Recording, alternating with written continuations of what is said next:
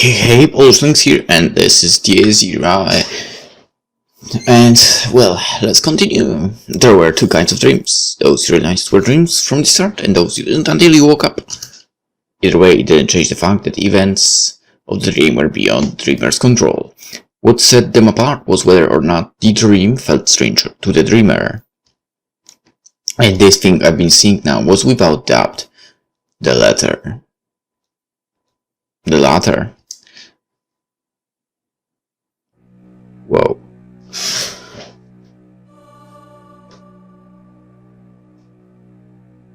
What the hell is going on? Well, first of all, never mind. Something was swinging around me like a silhouette staring at me. Wait, what? No, who was it?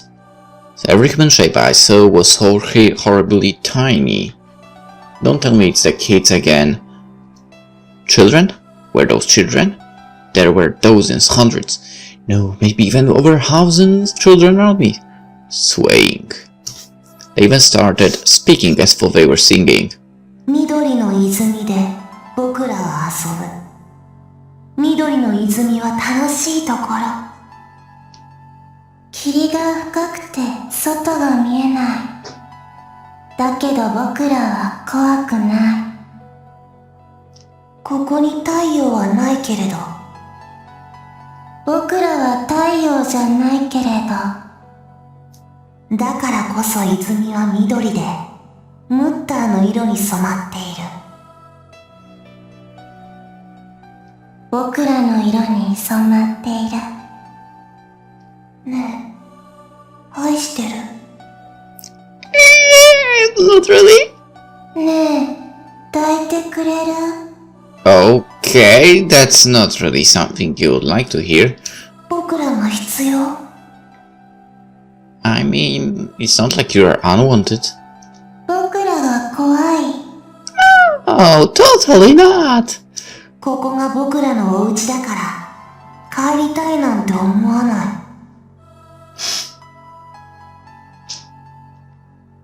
ここが僕らのゆりかごだから、帰るところはどこにもない。永遠なんてわからない。だけど、永遠にここにいたい。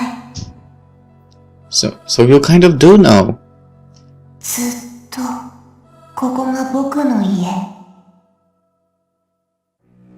Wait, I know it might be a weird thing to think, but are those the kids that had the same dream, basically as Ren, to, you know, keep the moment being frozen in time, you know, to go on forever, just your normal life. ずっと、ここにいるみんなが兄弟。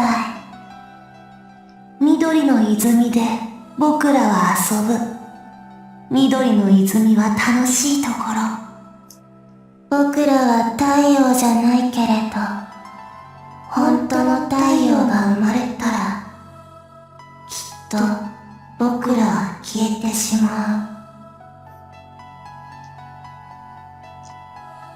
I didn't understand a word they said.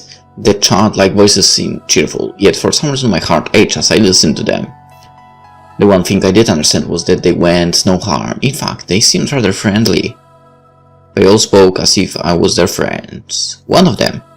I didn't know how did that make sense, nor did I want to. And at that moment I experienced something I never thought I would. I felt unconscious inside a dream. Say what? Let me tell you a story from my past. A memory of a certain family. The circumstances, skeletons in the closet, common to any household, yet kept sealed under a veil of darkness. They were sensitive to these things, and could not leave a pure soul that had been wounded unchecked. Let's take a closer look. We have a lone boy here. He lost his parents at a young age and was taken in by the family of one of their friends. But was that really the truth? The boy was young. Not only did he have no memories of his parents, he didn't even know their names or birthdays. He was given no choice but to believe the backstory which was only lightly imprinted on him. It was hardly an unheard of situation. In the end, he was told who he was by those who now called themselves his parents, and he believed it without question. If one removed the emotional circumstances of the matter and only judged it to reason, they would have realized just how vague that information was.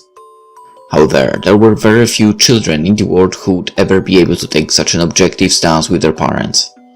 In other words, it was extremely easy to have children believe fabrications, especially those pertaining to their roots. And that was what happened to this boy. A peculiar but hardly difficult situation to design. An immoral act that was literally like taking candy from a baby.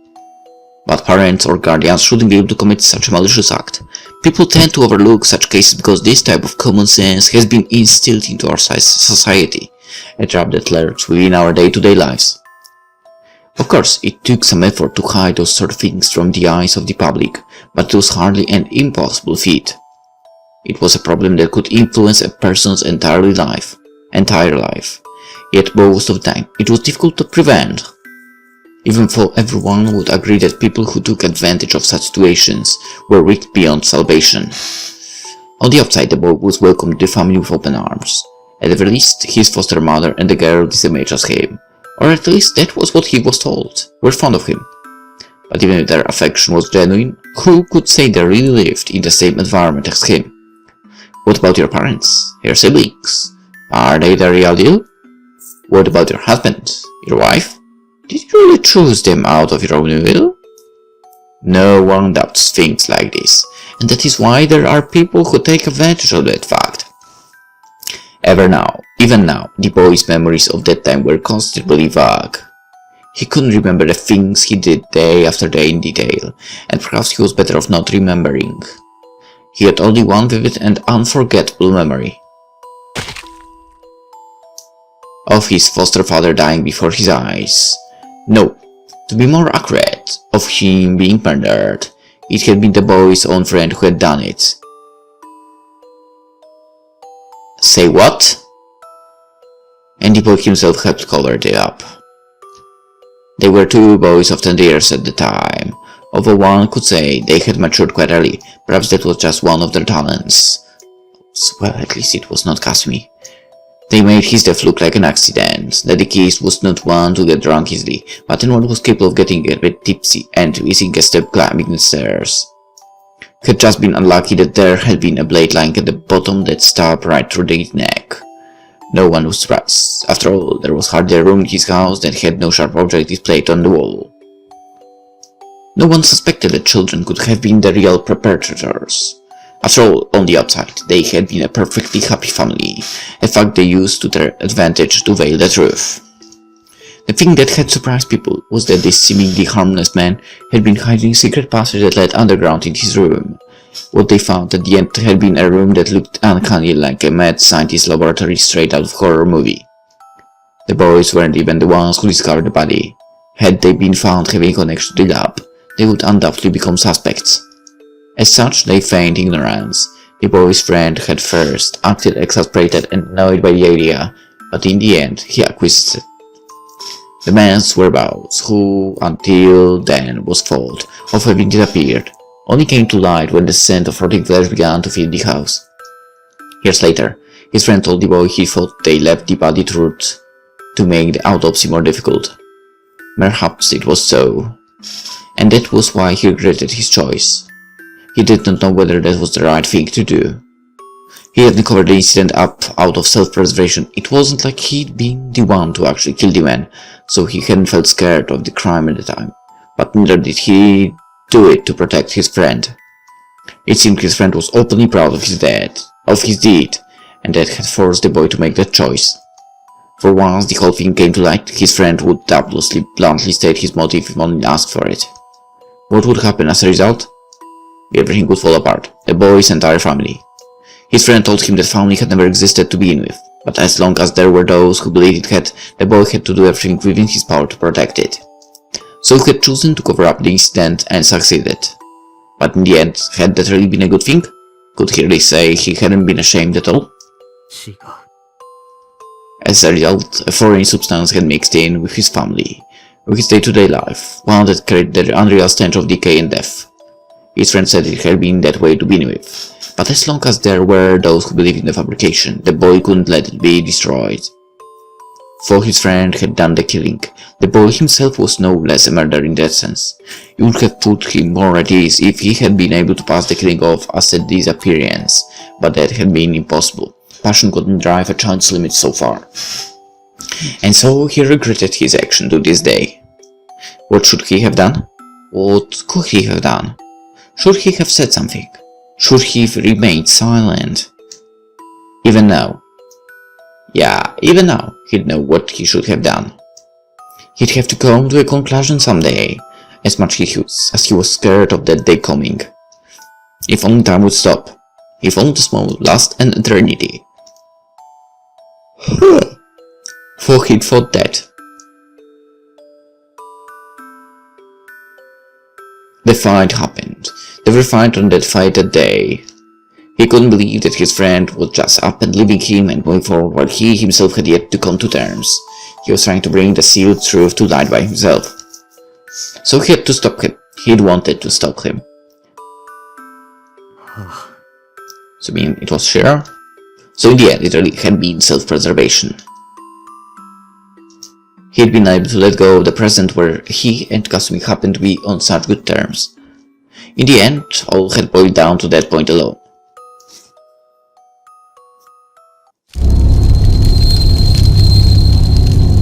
Chapter 12 Skeleton in the Closet.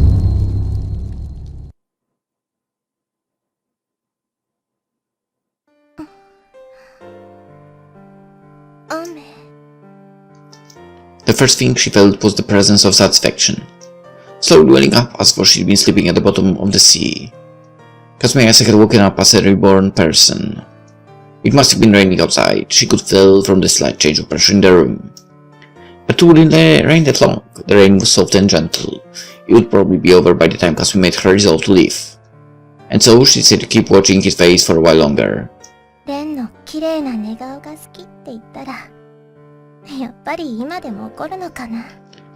No. I wouldn't if I was told that, I guess. Ren was breathing peacefully. So many surprising things had happened in such a short time. Kasumi herself was having trouble making sense of it all.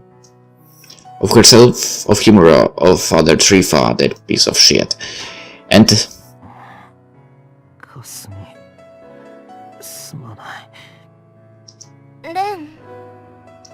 She was startled by Ren's sudden bout of sleep talk. His face scrunched up in what was clearly anguish.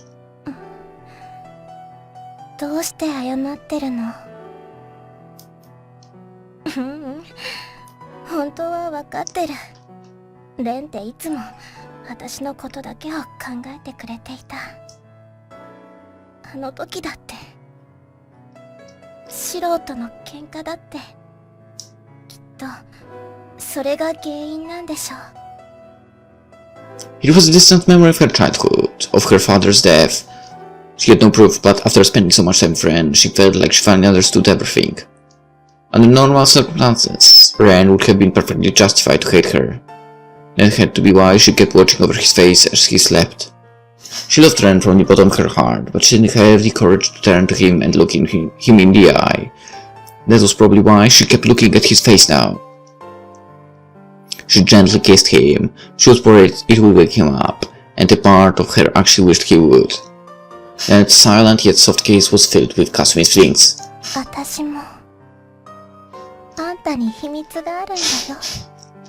What secret?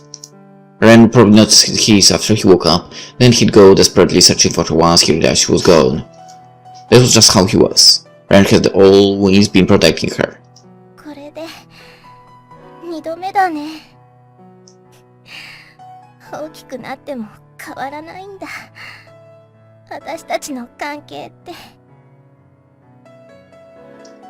The boy who'd burdened himself with secrets and kept trying to protect her. The girl who'd feigned ignorance as the boy put on a mask of false stoicism. Both were suffering. The relationship was too earnest and clumsy.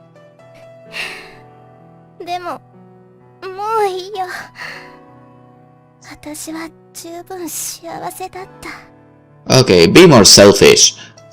She wiped away the tears that welled up in her eyes and turned her back to Ren. The resolve she'd finally mastered would waver if she looked at him any longer. She wanted to hear his voice one last time, but knowing him, he'd never approve of her actions. He didn't think he'd force her to stay at this club and go out all on his own. She was sure of that. She had to keep that from happening. Otherwise this cycle would just keep repeating. That was why she was satisfied with the sight of Ren's pretty sleeping face being her final memory of him. Her courage wouldn't fade away if he saw her off with that face.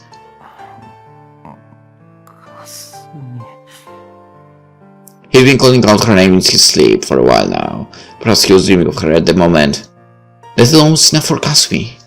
ありがとう。あんたは私なんかにはもったいない男だったよ。 God damn it, I said be more selfish. She left without taking a shower. She didn't want Ren's sand to leave her. What the hell is going on? She pondered what she could wear, only to smile when she realized how silly she was to be seriously considering something like that. やっぱこれだな。 In the end, she put on her Tsuki no Sawahai uniform. It was a symbol of the day-to-day life she'd spent with Ren, truly her Sunday best. 大好きだよ。 She shut up the lights to cut ties to whatever lingering attachments she had left. God damn it! Why do I have a very bad feeling about that? Kasumi left the bottomless pit, located on the western side of the central district, and headed for the east without the slightest hesitation. Don't tell me it's that church. No one was out this late at night because of the serial killings. They doubtlessly locked their doors and holed themselves up in their homes. Even if there were people with greater senses of curiosity than fear, those were all the type that would hang out at the bottomless pit, and Liz and Kane had already made sure none of them were left. 客がいないんだもん。タクシーなんか拾えるわけないよね。 Say what?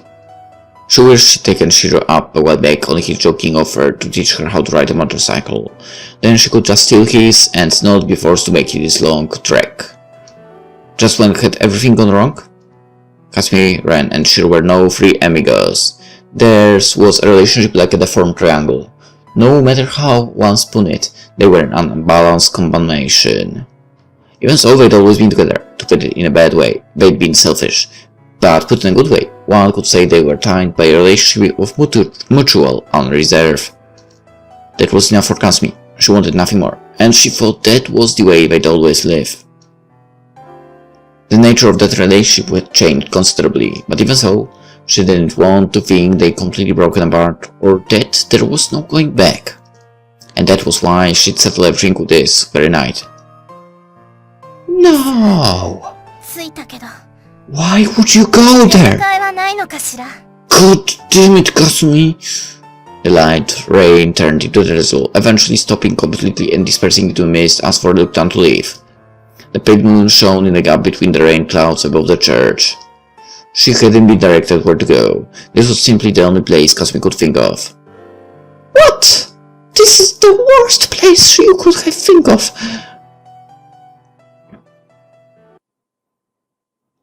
On that day. こんにちは、綾瀬さん。 Good afternoon, you piece of shit. 神父様。 She remembered what Kay had said, how that man was one of them. His mind words triggered severe irregularity in Kasumi's brain. 私を殺すの。 That was the first time Kasumi blurted out in her confusion. は？ By contrast, the priest responded in the flattest voice possible. When she saw the priest look as though she'd caught him off guard, Kasumi herself grew confused. あれ神父様。ええ、神父ですよ、綾瀬さん。先日、あなたに教会まで He's putting on an act, I guess. バレリア・トリファです。 His smile brought her way back, for it was the same smile he'd given on that day they first met. Kasumi's smile went blank for a moment, her caution lost its footing and collapsed. ああ。 The priest let out a sigh. At the weakness of people's souls. At the root of every man lay a craving to ignore reality and perceive only the convenient truths. ここはいいところですね。This Trifa looked around him, sparkling with love in his eyes, truly the picture of tranquility itself. ひょうたんから駒と言うべきか。実に面白いことになっている。リザからの贈り物とでも思いましょう。我に。シスター？ええ。ああ、あなたには見えませんか。この子供たちが。Trifa reached out as though he were caressing her, almost as if something or someone was there. 私も一人一人の名前は知らない。ああだの、ベーだの、アインだの、ツバイ。And the one watched Phantom? I mean, Ain and Zwei was there. There weren't children. But it was crazy. Well, it was a cool anime, to be honest. しかし顔は覚えている。その魂を記憶している。かわいい子らだ。救ってやらねばなりますまい。What is he talking about? Right? Kasumi, you don't know as well? Well, I kind of know already. She was hallucinating, at least she hoped she was. There was no way there were hundreds of children floating around Trifa. 死に別れた兄弟に再会できて嬉しいですか。ええ、その願いは叶えましょう。あなた方は私にとって勝利の天使だ。What the hell is going on? 兄弟？ Who was he talking about? イザークが哀れでならない。そうでしょう。そうですとも。そしてだからこそ、一人だけ仲間外れのヨハンもまた、かわいそう。兄弟ならば、皆が一緒に。彼らはそう望んでいますが。あなたはどうですか、綾瀬さん。Trifa's eyes, always as thin as slits, widened. He slowly reached out for Kasumi's cheek. あなたに罪というものがあるのなら、それは無知であったこと。蚊帳の外は辛かったでしょう。仲間外れは悲しかったでしょう。いつも思っていたはずだ。私もその輪に入りたい。Okay, can you not listen to that weirdo? ならばよし。あなたにできることを教えましょう。彼らがあなたを誘ってくれる。彼らは傷つく子供を見ていられない。His hand finally reached Kasumi.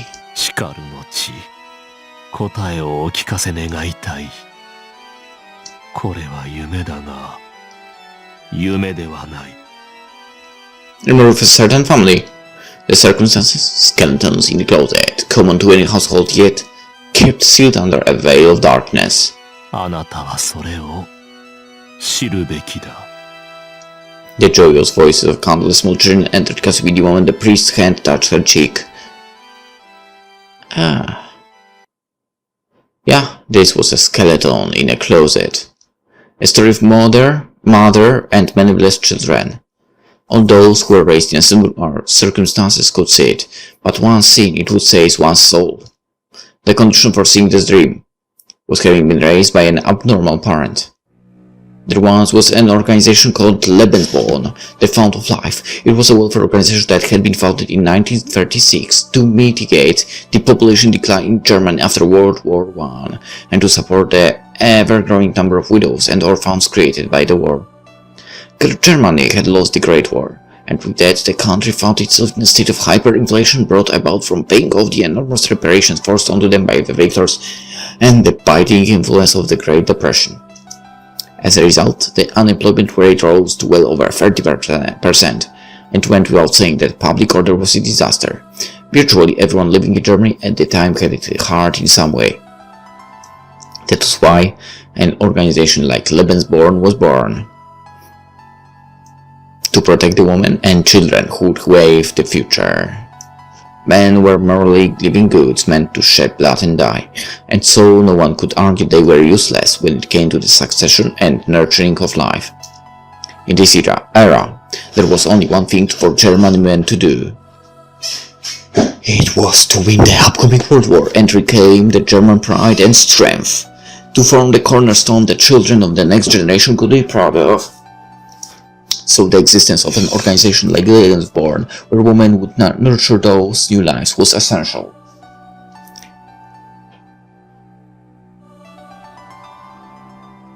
Right, is it me or she looks kind of like Kay? A bit. Or maybe it's just me, having weird thoughts that are not really correct. Anyway, the heroine of this dream took comfort in this prince book and became a member of the Fount of Life. From the very beginning, she understood the concepts of strength, of motherhood, and the significance of allotting fitting roles to both men and women, the importance of not stepping outside one's bounds, as well as respecting and helping one another, for that was the basis of love and happiness. She graduated from the band of German maidens, BDM, above her peers.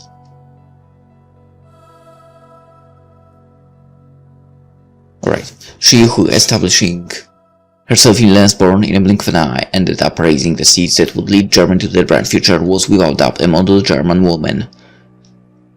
As such, it was not particularly surprising that in contemporary Germany she ended up obtaining one of the highest and most revered positions in the social stratum. Her influence was on par with an army major in Germany that was slowly rising from the depths of poverty and turning to the Totenkopf Empire. Her position was something even most men could only aspire to. Lisa Brenner. Okay, she was not similar to Kay at all, let's face it. Lisa Brenner, the woman who would later come to be called Babylon, the Great Mother. That was the starting point of what drove her life off the rails. She understood her own nature. She was both glad and proud to have been born a woman.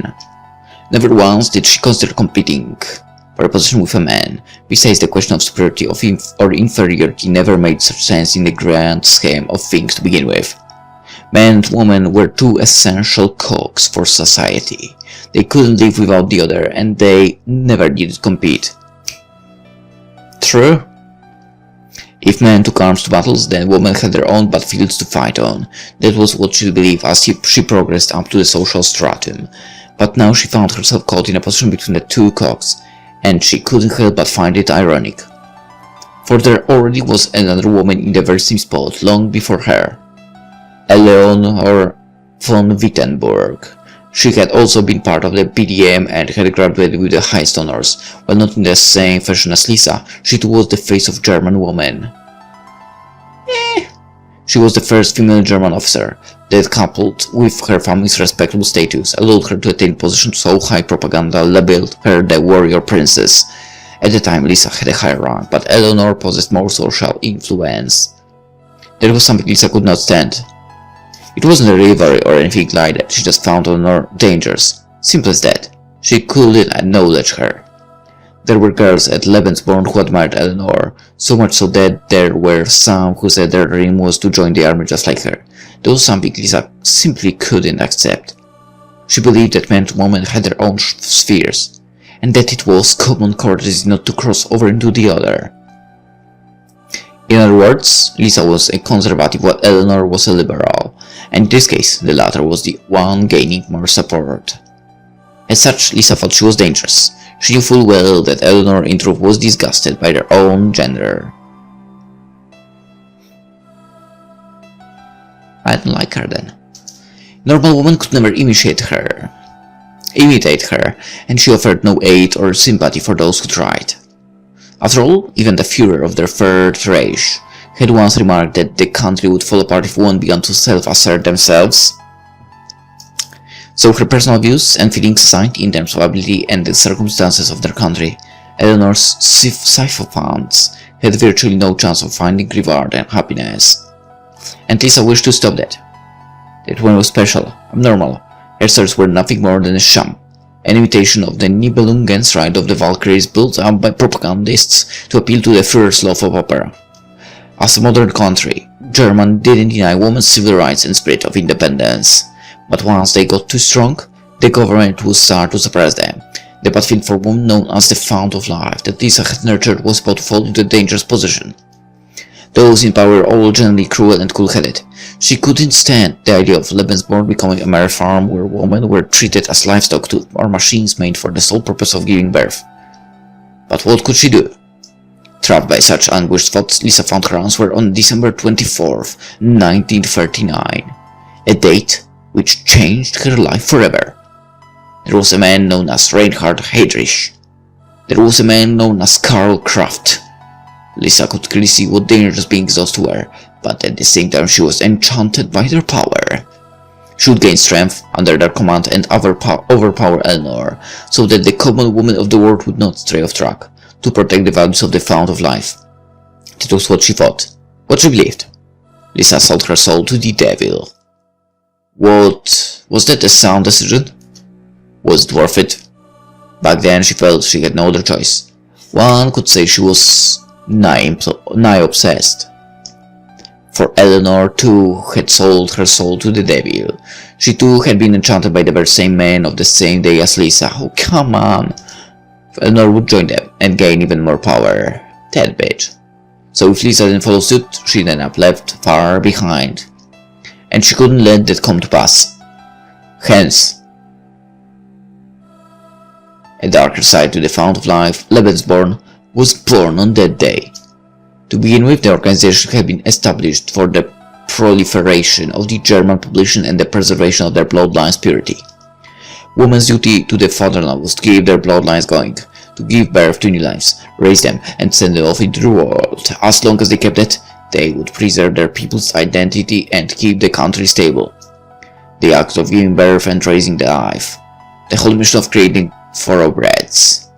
In that sense, there wasn't much of difference between what they did on the surface and what they did behind closed doors.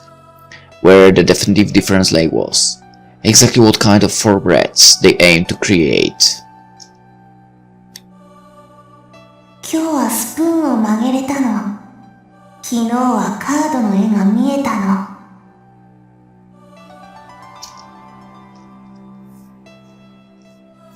In other words, this was what they did in the new Lebensborn. ゼイツイヒとアーツェンは喋れないけど、二人だけのお話はできるみたい。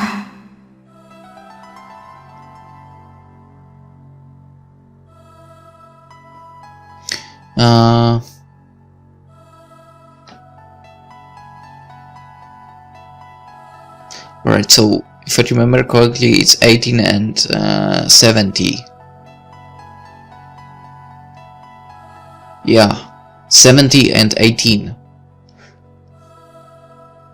Well, it would be nice saying 17 and 18, but no, 60 is 17. And, well, it's not really because of that related to Dragon Ball, kind of. Alright, never mind. 少し頭が痛いかな。鼻血がずっと止まらない。ねえ、ムッタ。踏んだ跡が動かなくなっちゃったよ。もう、6時間もお目目をずっと開けっぱなし。Well, pretty sure if you don't know German, you still can realize 100 is 100. Well, the goal of the organization shifted to creating Übermensch, children born with channels normal people didn't possess. Most of them lived short lives, as they would end up destroying themselves by being unable to control their own powers. There was a purpose to giving them codes for names. It was the most effective way to deprive them of identity, essentially detaching them both from society and the very concept of common sense. In short, they were treated like prisoners. 楽しいね。悲しいね。でも僕たちは幸せなんだ。Yet the children smiled. Of course they did, they were made that way. By this point in time, Lisa's original intentions had long been abandoned. It wasn't as though she'd forgotten them, she simply had no time. It was a stark contradiction for a woman who was meant to nurture lives to end up exploiting them, but she had to get results even if it meant 1,000 failures. The situation was just that pressing. The tide of war was turning against them. The destruction of the fatherland was looking more and more variable by the day. She had to make a turnabout. As she watched the corpses of children pile up behind closed doors at the Lebensborn, Lisa dreamed that their sacrifices would save Germany's future. She was well aware of how harsh the loss of war could be. Among her comrades were savages that had been born precisely through the twisted state of affairs their previous defeat had caused. She couldn't let Germany turn back to that state.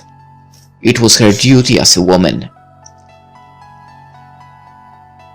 The two commanders of the Obsidian Round Table admired her. Karl Kraft in particular frequented Lebensborn. His mysterious and uncanny presence stood out above all else to Lisa, but the children were much more split. There were those who found him charming and those who found him creepy, and you know what? What if Rhea is actually the creation of that? この人、知ってる。なんだか怖い。前にお菓子をもらったよ。いい人なんじゃないのかな。でも、目が僕たちを見ていない。誰も見ていない。The ones who found him creepy were mainly children who could actually see into others. She could easily guess that he had some sort of lurid past, but if that was all they'd been afraid of, Lisa wouldn't have been all that surprised. However, it appeared that was not the case. じゃあ、心の色を見通せる？前にそういうことができるって言ってたじゃない。And so he said it's colorless. 見えないの。この人だけは見えないの。Oh, I was pretty close, probably. They couldn't see what they should have. The expert children described the man as moving illustration. ところで、君の名前は何だっけ？タウゼントだよ。Oh, well, 1000 is 1000, yeah. なんだ。もうそんなに増えたんだね。Yeah, their count had already reached 4 digits. It was too much for Lisa. The numbers reminded her of the amount of children she had killed. She decided to start doubling them by something else. フィオツェンとツバンツヒがいなくなっちゃったよ。一番お兄さんだった。なのに。14 and 20, just in case. きっとだからダメなんだよ。大きくなっちゃったらダメだって。ムッターが言ってた。Mutter mother, yeah. Again, I do remember a bit of basics of German. 僕たちは大丈夫？わからない。けど、大きくなりたくないね。Don't we all? このままがいいね。この泉にずっといたいね。ねえ、君の名前は何番？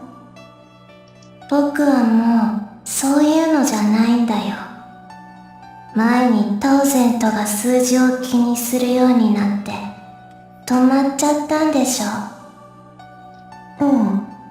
なんだか変なことを言ってたの。ここはお墓だって。変だよね。変だね。血管がある子の言うことはよくわからない。で、君の名前は？マリーネ・ブラウ。色なんだね。I don't know what's that color, to be honest. 色なんだよ。僕から以降はそう。Something with blue about marine blue? I don't know what color it might be marine blue. わかったよ。I think it was blue.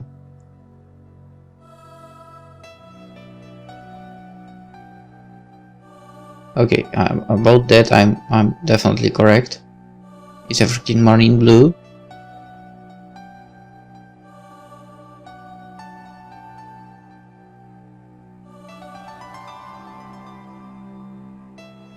So yeah, English marine blue as well. I was correct. クリューンが生まれたら僕たちは。 Green. なんだって？なんでもないよ。Never mind. Here, an Abermensch referred to those who could enter or craft sorcery. Not being part of the normal himself, he did not possess the eyes of a common man.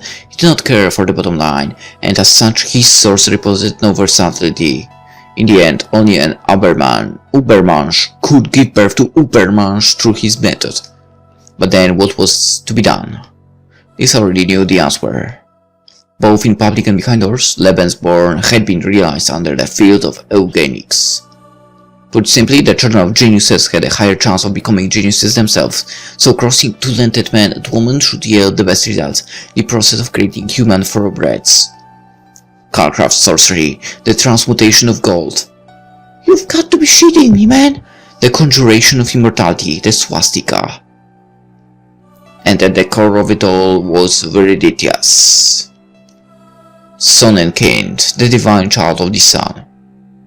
Lisa let 1,000 children die just to give birth to one. At that point she had but one last method at her disposal. Eugenics. Just as the children of geniuses were geniuses themselves, so would the children of the Ubermenschen also be Ubermenschen. The result appeared a year later. It was both a great success and a great failure, for by that point Lisa had looked back on and re-evaluated her deeds. The child she had conceived and gave birth to from her own womb truly was the monster she had desired. 彼はゴルト。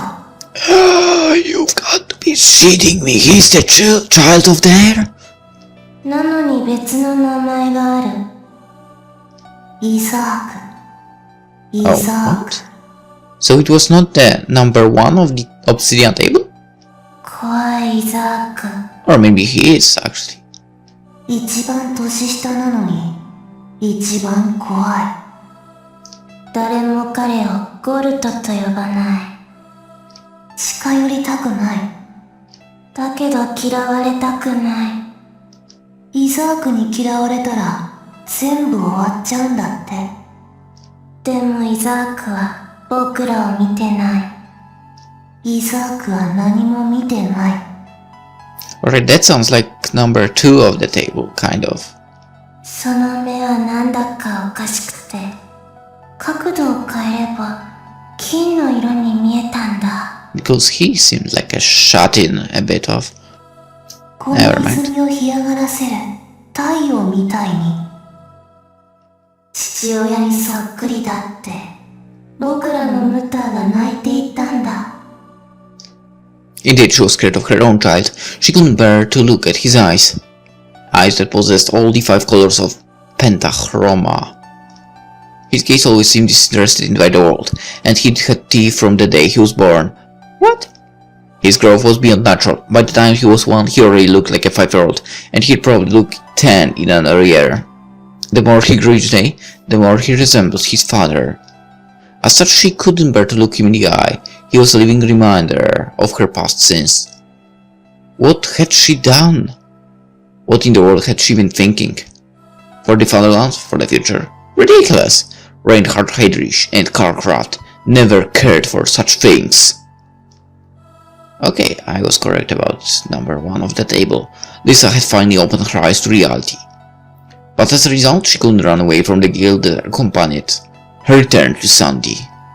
She had to atone for her sins. That's why both the transmutation of gold and Sonnenkind, who was to be its sacrifice, were necessary. Isaac saw no one or anything. His gaze was just like his father's. He treated all and everything as inconsequential pebbles on the road. She feared those eyes, but at the same time, deep down, Lisa was somewhat relieved. Because she felt like this child was one she could sacrifice. After all, she had another. そう。だからこそ僕らはゼルバを仲間と思った。彼にも別の名前があったけど、ヨハン。かわいそうなヨハン。Huh? イザークの弟なのに全然似てない。So he's number 2. 誰も彼をゼルバと呼ばない。Lisa felt him to truly be her son, the child whose magical aptitude had all been taken by his older brother, and as such leaving him a perfectly ordinary boy. 友達になろう。一緒にいよう。君も出来損ないなんだから。イザークが生まれるためだけに僕らは存在したんだから。ねえ、なのにどうしてヨハン？僕らは同じ泉の子供で同じ失敗作なのにどうしてヨハン？君一人だけが生きてるの。Indeed, Lisa had given Isaac up to the obsidian round table and had Johann flee Berlin when its end drew near. She told her comrades he had died, and they believed her story. Lisa was indeed very skilled at cover-ups, and they'd never had interest in Johann's fate, so long as they had Isaac in any case. As a result, Isaac set the swastika into operation when Berlin fell. Isaac had been forced to manifest Reinhardt's creation figment, the castle, for all eternity. His soul still formed the core of the devil's lair to this date. Isaac, abandoned by his mother and brother. かわいそうなイザーク。 Am I also the only one that thinks about Full Metal Alchemist? Looking at that guy on the right? On this picture? 一人ぼっちのイザーク。友達がいなくて、ムッターにも怖がられて。ヨハンにさえ逃げられたイザーク。君は一人だ。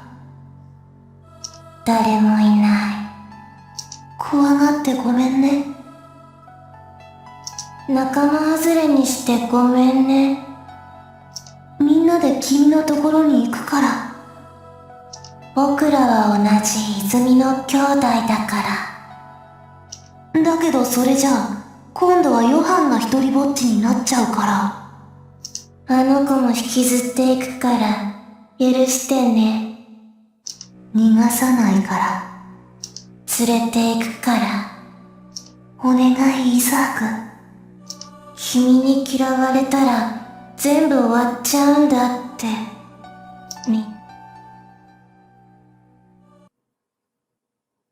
That was her lineage.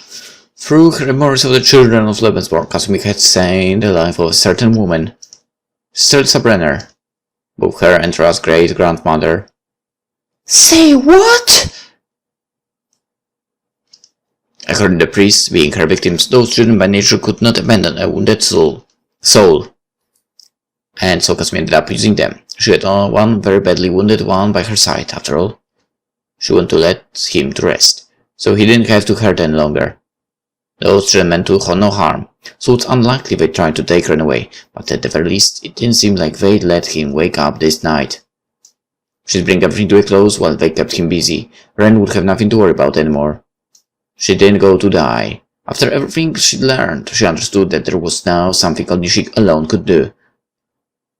Okay, don't tell me she will try to become a Nazi, because that will piss me off. Something that had been like her own little skeleton in the closet. She had to accept her punishment. さあ、着いたけど、出迎えはないのかしら。 Just then the church doors opened. Kasumi instinctively put herself on guard, but the one who emerged was レアさん。 none other than her upperclassman, looking at her with both anger and exasperation. And she said, "Get the fuck out!"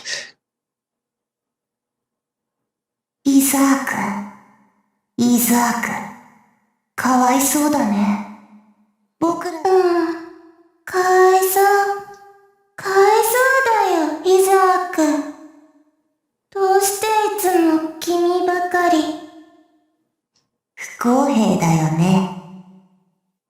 不公平だよね。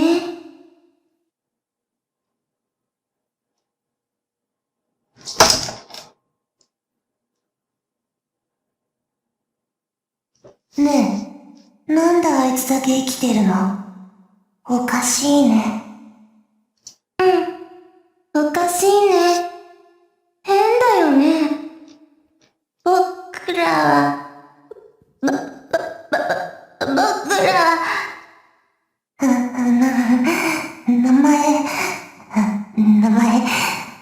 前なんだっけ？ヨハンだよ。一人だけ仲間外れのヨハン。かわいそうだね。かわいそうだね。ああ、だから。だから。ヨハンも仲間に入れてあげよう。そうしよう。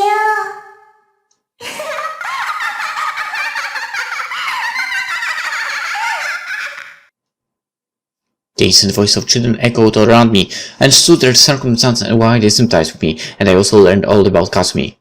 So, 緑の泉で僕らは遊ぶ。緑の泉は楽しいところ。sorry, but I don't have time to play with you anymore. 霧が深くて外が見えない。だけど僕らは怖くない。I'm scared of losing her, so I'll be going. ずっとここが僕の家。I had to make up for destroying her home all those years ago. ずっとここにいるみんなが兄弟。I couldn't stay here forever. 緑の泉で僕らは遊ぶ。緑の泉は楽しいところ。僕らは太陽じゃないけれど、本当の太陽が生まれたから、そこにみんなで集まろう。And so he woke up, but he will actually wake up in the next episode. Hopefully it will not be too late to freaking save Kasumi from that bastard and kick his ass, and also someone else's ass maybe. Well, for now, hope you enjoyed it. See you in the next episode of the irae. Bye bye.